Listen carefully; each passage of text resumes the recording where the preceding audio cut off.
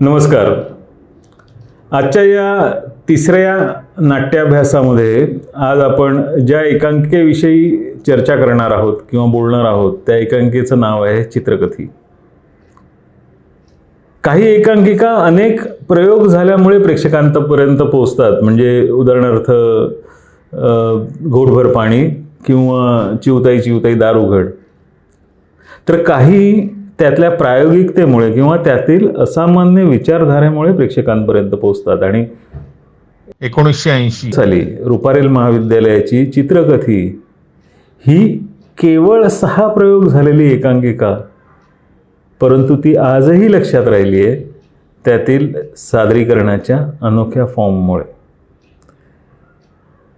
मनोहर वाकोडे लिखित आणि भालचंद्र झा दिग्दर्शित रुपारेल कॉलेजने, रुपारेल महाविद्यालयाने सादर केलेली एकांकिका ही 6 प्रयोगांमध्ये अनेक प्रेक्षकांपर्यंत पोहोचलेली होती. त्यामुळे माझ्या दृष्टीने ही एकांकिका 3ऱ्या क्रमांकावर, म्हणजे आपल्या ह्या माझ्या व्लॉगमध्ये 3ऱ्या क्रमांकावर मी घेतोय.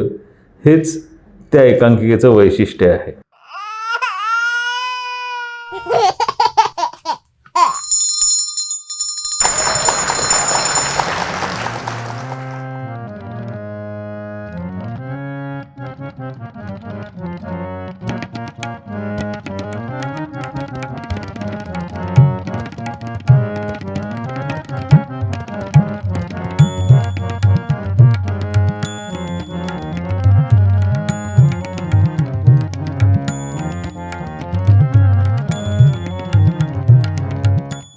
आंतरमहाविद्यालयीन स्पर्धा म्हटल्या की त्याच्यामध्ये चुरस आली, चढाओढ आली आणि 2 महाविद्यालयांची चुरस किंवा 2 महाविद्यालयांचा एकमेकांशी असलेली चढाओढ ही अत्यंत गमतीशीर भाग असतो तो. अर्थात प्रत्येक कॉलेजला हा विद्यार्थ्यांना अनुभवता येईलच असा हा नाही, परंतु जिथे को करिक्युलर ॲक्टिव्हिटीज फार मोठ्या प्रमाणात चालतात अशा 2 महाविद्यालयांची चुरस या एकांकिकेच्या अनुषंगाने मला तुम्हाला इथे अधोरेखित करावीशी वाटते.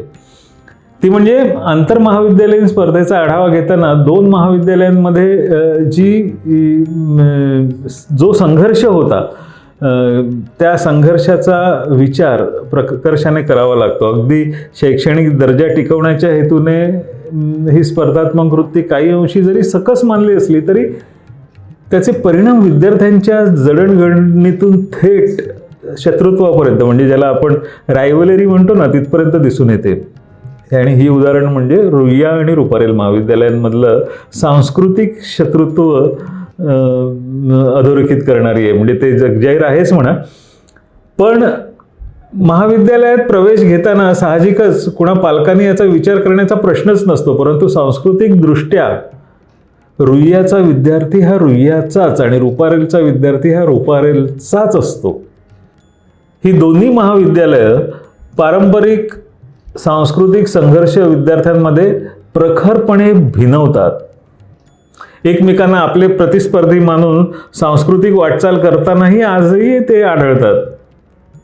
ही चढाओढ अर्थात चांगली की वाईट याबद्दल विचार न करता त्यातून मिळालेल्या आउटपुटमुळे मात्र एकांकिका माध्यम हे जे काही आहे ना ते विकसित झालेलं आढळतं.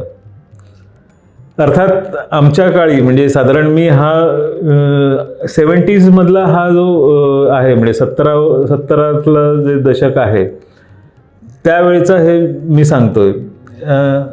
काही एकांकिका मगाशी म्हणालो त्याप्रमाणे प्रेक्षकांपर्यंत त्या प्रयोग झाल्यामुळे पोचलेल्या असतात, परंतु ही जी एकांकिका आज आपण बोलतो आहोत ज्या एकांकिकेविषयी, ती चित्रकथी मात्र केवळ 6 प्रयोग झालेली होती आणि ती रुपारेलने केली होती.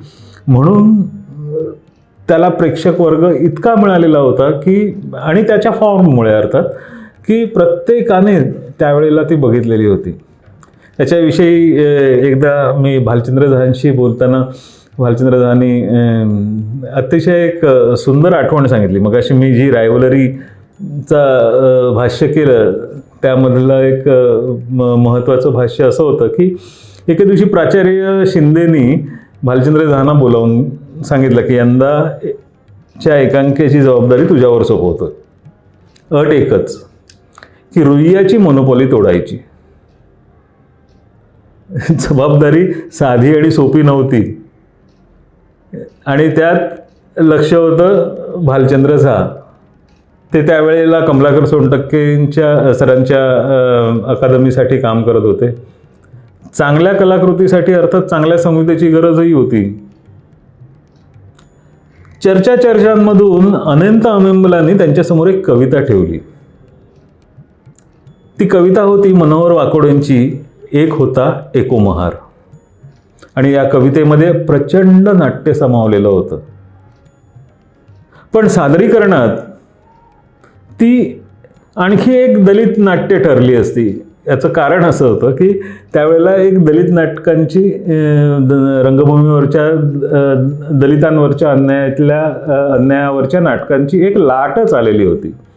भालचंद्र झा एको महारमध्ये वेगळेपण कसं अधोरेखित करता येईल या प्रक्रियेमध्ये गुंतून गेलेले होते. एके दिवशी मनोहर वाकोडेंशी चर्चा झाली. अर्थात प्रत्येक दिग्दर्शक प्रत्येक लेखकाला आळशीच समजतो.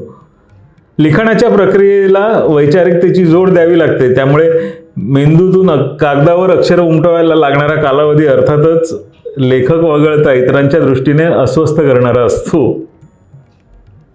झा यांनी मनोहर वाकोडेंना रुपारेल कॉलेजमध्ये बोलावून घेतलं आणि सांगितलं, तुम्हाला लिखाणासाठी जागा देतो, तुम्ही इथे बसा आणि लिखाण करा. वाकोडेंनी मान्य केलं. रुपारेल कॉलेजच्या जिमखान्याच्या खालच्या खोलीत स्वतःला कोंडून घेऊन वाकोडेंनी एकांकिका लिहायला सुरुवात केली. झहानी दुपारी 1 वाजता बाहेरून कुलूप ठोकत विचारलं, आता किती वाजता येऊ? वाकोडेंनी संध्याकाळी 5 वाजताची वेळ दिली. 5 वाजता झा जाऊन बघतात तर वाकोडे शांतपणे झोपलेले होते. काहीशा धाकधुकीने झहानी त्यांना विचारतात वाकोडेंनी त्यांच्यासमोर पूर्ण एकांकिका ठेवली. चित्रकथेची संहिता ही एक टाकी असून ती कुठल्याही शब्दाची फिरवाफिरवी न करता जशीच्या तशी भालचंद्र झहांनी सादर केलेली आहे. भालचंद्र झा मुळातच नवीन विचारसरणीच्या नव्या जाणीवानी स्वतःची भूमिका ठामपणे मांडणारा माणूस. भलावण, लांगुलचालन, आपपरिभाव न बाळगणारा माणूस. खोटेपणा म्हटला तर या माणसाची तार आजही सटकते. त्यामुळे झहांच्या प्रत्येक दिग्दर्शकीय कामामध्ये हा प्रामाणिकपणा जाणवायचा. चित्रकथी त्यांच्या प्रामाणिक सादरीकरणामुळे पुरेपूर भरलेली आणि त्यानुसारच सादर झालेली एकांकिका होती.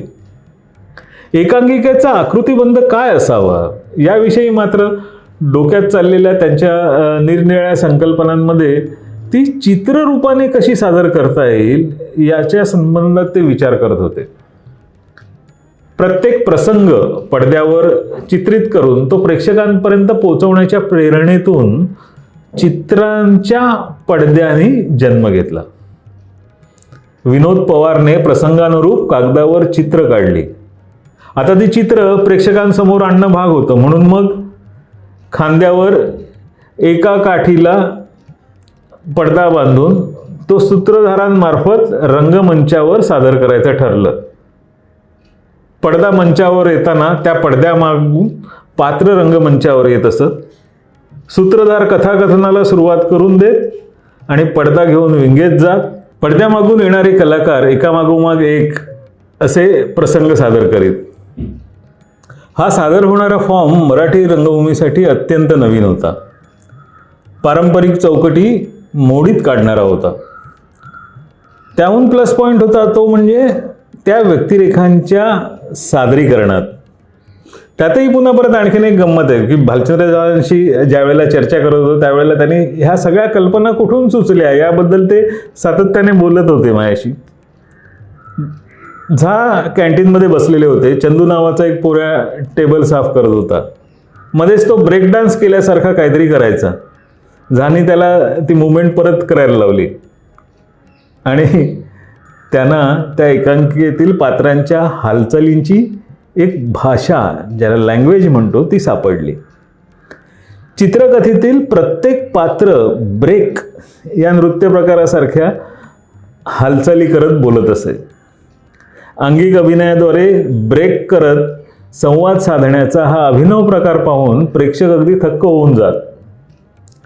प्रत्येक व्यक्तिरेखाला त्याच्या स्वभाव धर्मानुसार पूर्ण शरीराला रंग देण्यात आला होता. म्हणजे काही पात्र पांढरी शुभ्र होती, काही काळी, तर पाटील आणि त्याचा मुलगा पूर्ण लाल रंगाने रंगवण्यात आलेला होता. या एकांकिकेत सूत्रधाराची भूमिका करणारे अशोक हांडे आणि अजित भुरे नट म्हणून येण्याआधी गायक नट म्हणून चित्रकथेतून प्रेक्षकांपुढे सर्वप्रथम आले. झा यांनी त्यांच्या आवाजातला रांगडेपणा जो एकांकिकेसाठी अपेक्षित होता तो तिथे वापरला.